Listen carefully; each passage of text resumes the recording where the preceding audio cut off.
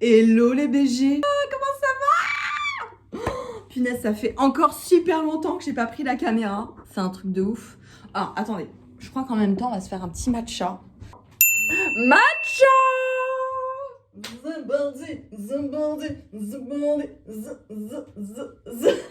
Eh, là c'est la pleine lune. On est quel jour aujourd'hui? Ok Google, quel jour sommes-nous? Nous sommes le mercredi 27 décembre 27 2023. décembre 2023. Ça fait 2 jours, les gars, que je ne dors pas, que je fais des insomnies, comme j'ai jamais eu de ma vie. J'ai plein de souvenirs du passé qui remontent, et aujourd'hui, ça m'empêche d'avancer sur ça.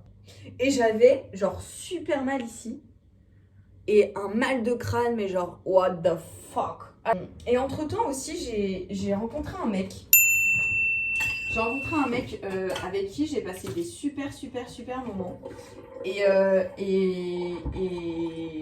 en fait, voilà, c'est un mec qui m'a beaucoup surpris quand je l'ai rencontré, parce qu'on avait une connexion hyper fluide, c'était hyper sympa, etc.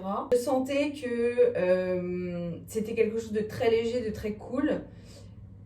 Mais vous nous connaissez, nous les filles. Quand on passe de plus en plus de temps avec un mec, mais qu'on sait que c'est que de la légèreté, de un, on commence à s'attacher. Et deuxio, ça ne sert à rien tout. Et il faut mettre un terme à ce truc en fait. Faut pas attendre que la personne devienne distante. Faut pas attendre que commence à s'essouffler en fait. Il faut prendre les devants et on le sent généralement. Et moi, c'est un truc que j'ai ressenti dès le départ quand j'ai commencé à le fréquenter. C'est que je me suis dit, waouh, même meuf, là, fais gaffe à ton petit cœur parce que tu vas commencer à rentrer dans quelque chose. Et pas ce que tu as envie. Et quand bien même cette personne était très cool, hein, mais qui était pas stable émotionnellement en tout cas.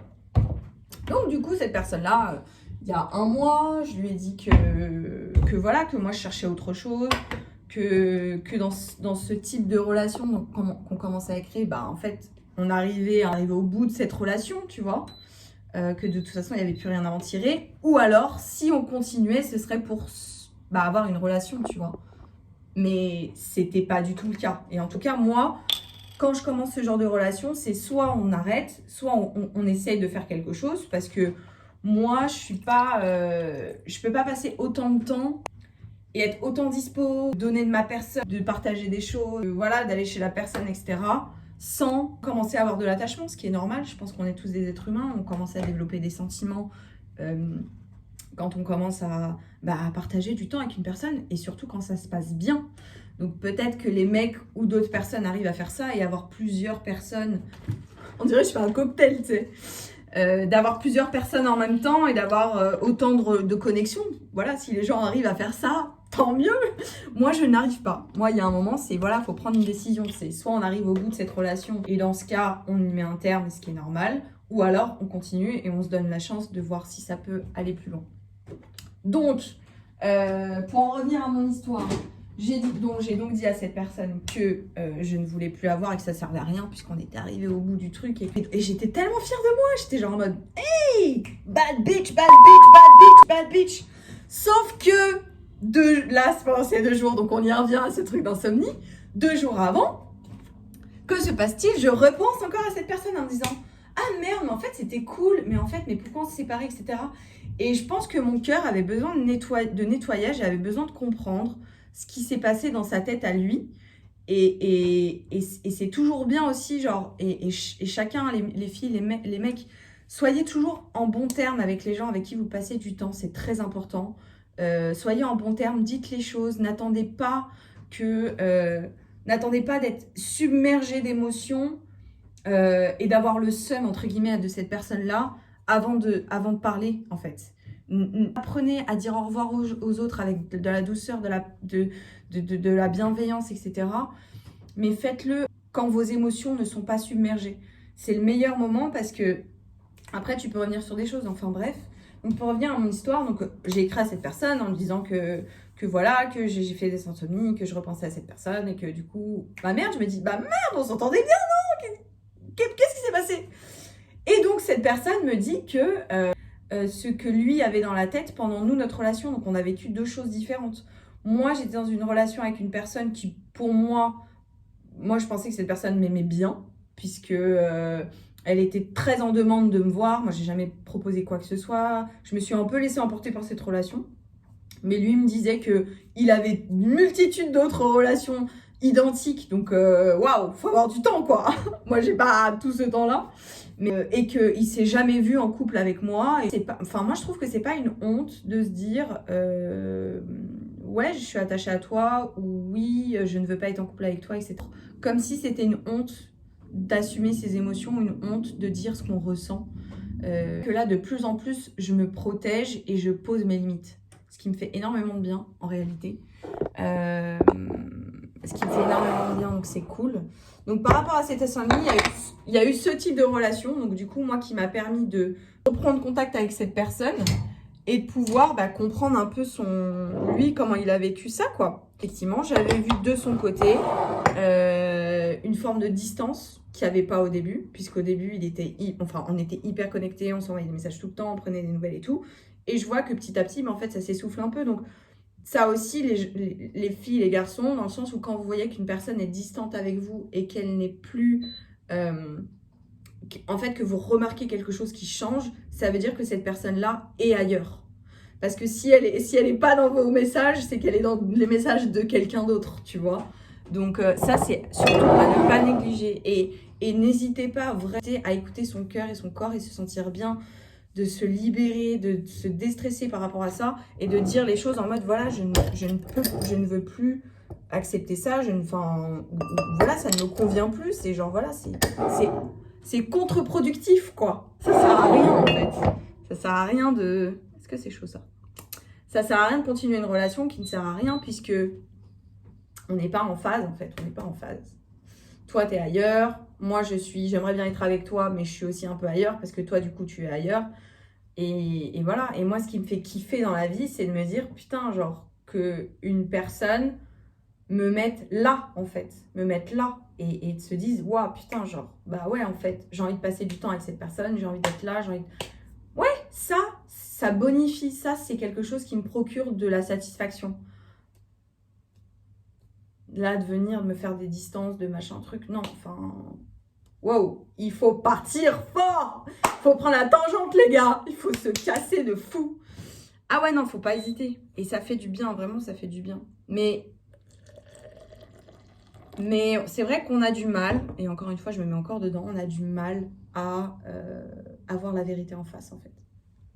On peut rester dans le déni pendant des années, parce que ça fait peur. Ça fait peur de se mettre au bord du gouffre, ça fait peur de se dire des vérités, de se dire que waouh, putain, ma manière de construire, tout ce que j'ai construit jusqu'aujourd'hui qui me fait du bien, qui est cocoon, etc., je dois tout déconstruire d'un coup, en fait.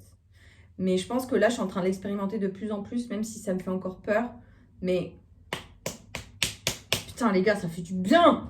Ça fait du bien, on est là pour avancer, merde. Et oui, on est là pour avancer, putain. Donc voilà, donc ça, c'était la partie love, on va dire. Au niveau du stand-up. Oh, waouh! Mais les gars, mais quelle année le ouf!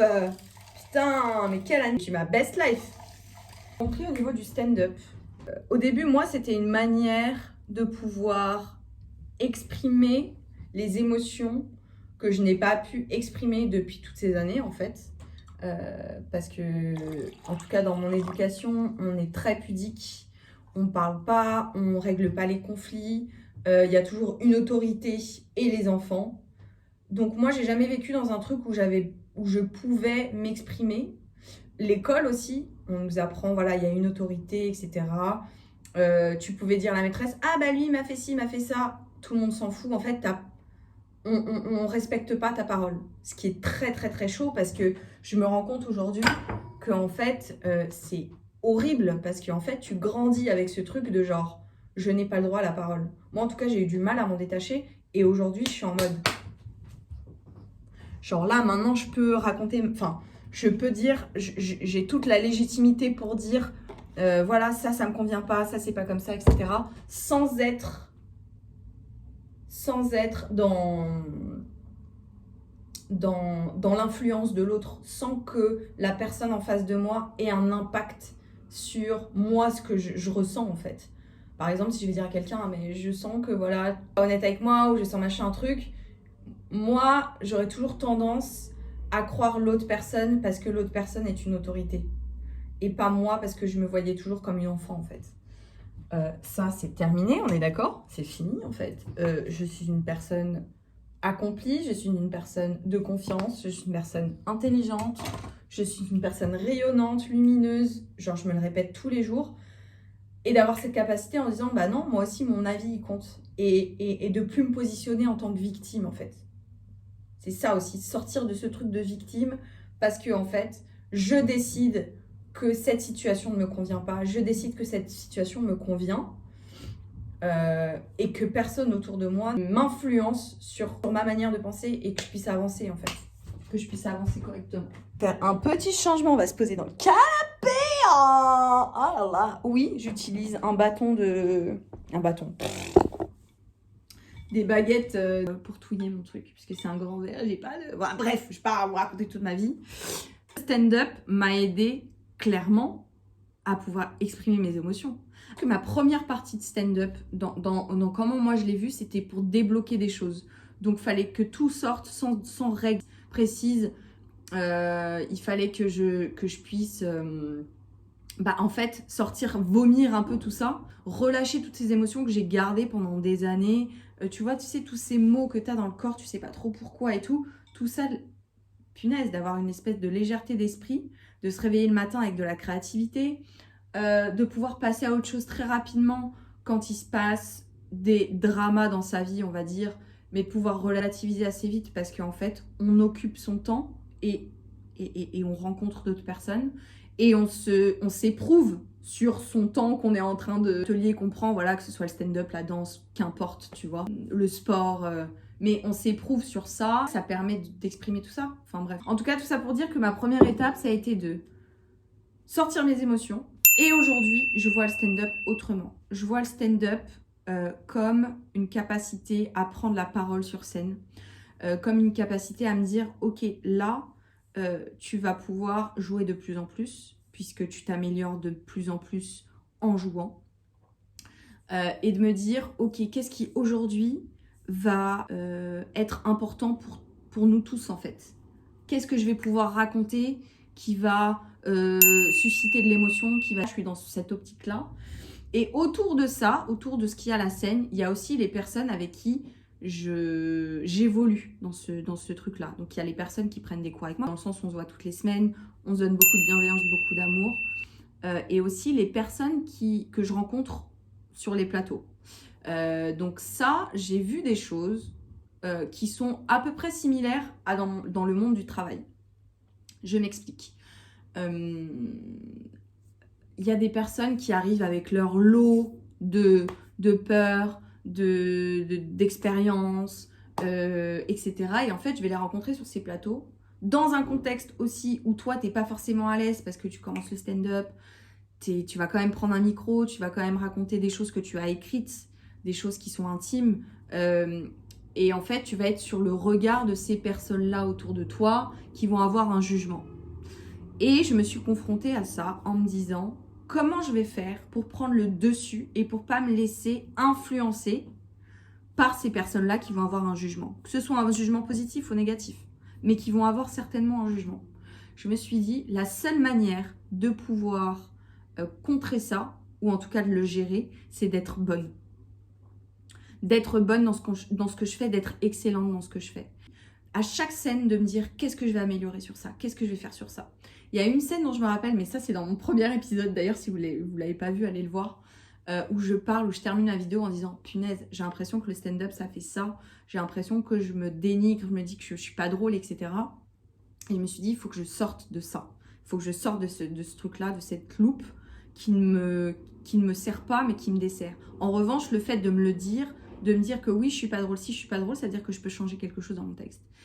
Et ça, c'est ça qui est important et c'est ça qui va m'aider, qui m'a aidé à ne pas être influencée du jugement des autres. Parce que je vais bosser moi, je vais bosser mes textes, je vais bosser ma manière de m'exprimer, ma manière de déplacer sur la scène, ma manière de donner de l'honnêteté en fait sur scène. Et c'est ça qui va faire la différence. Donc ça, c'est ce qu'on est en train de faire et ce qu'on est en train de mettre en place pour 2024. Putain, les gars, oui. On va goûter ce petit matcha là. Zdak, zdak, zdak, zdak, zdak, zdak. Grave bon. Donc voilà sur la partie stand-up. Ensuite, sur la partie pro, écoutez, la Brigade de Léon, c'est vrai que j'aimerais bien trouver, pour la Brigade de Léon, en termes de vision, j'aimerais bien trouver un juste milieu entre le stand-up, parce que je pense que le rire manque à la société, manque au travail. Je pense que le rire, on l'associe tout de suite à quelque chose de léger, quelque chose où c'est pas sérieux, où il n'y a pas de la productivité, où c'est pas... Alors que j'ai l'impression que ces deux éléments sont très très très liés et j'aimerais bien le faire vivre au travers de la Brigade de Léon. En se disant, ouais, en fait, ouais, on travaille dur, mais on est là aussi avec de la légèreté parce qu'on est tous humains et d'apporter un peu d'humanité à tout ça. Et d'éviter tout ce côté dramatique de travail, de genre on doit bosser du lundi au vendredi, de machin, de telle manière. Non, de réinventer une manière de travail pour justement apporter un peu de douceur et un peu de légèreté à ça, tout en rigolant en fait. Donc ça va être l'objectif de 2024 avec la Brigade de Léon. Eh bien écoutez, je crois qu'on est arrivé au terme de cette vidéo. Je suis en train un peu de voir ce que je vais faire pour le nouvel an. Je sais pas ce que je vais faire pour le nouvel an. J'aimerais bien faire un truc fucked up, genre prendre un billet, bam, genre allez, paf, je vais passer 3 jours là-bas et après je reviens à Paris pour attaquer 2024. Donc voilà, écoutez, ça a été un plaisir de pouvoir faire un petit chit-chat avec vous, un petit chit-chat matcha. Prenez soin de vous les amis, c'est très important, prenez soin de vous. Prenez soin de vous, ne vous laissez pas abattre parce qu'il y a eu quelque chose qui s'est passé dans votre vie. N'en faites pas baver les autres. De la douceur, de la bienveillance, ça fait toujours plaisir. Bon, je vous laisse là-dessus. Je vous embrasse très très fort et on se dit à bientôt pour une nouvelle vidéo.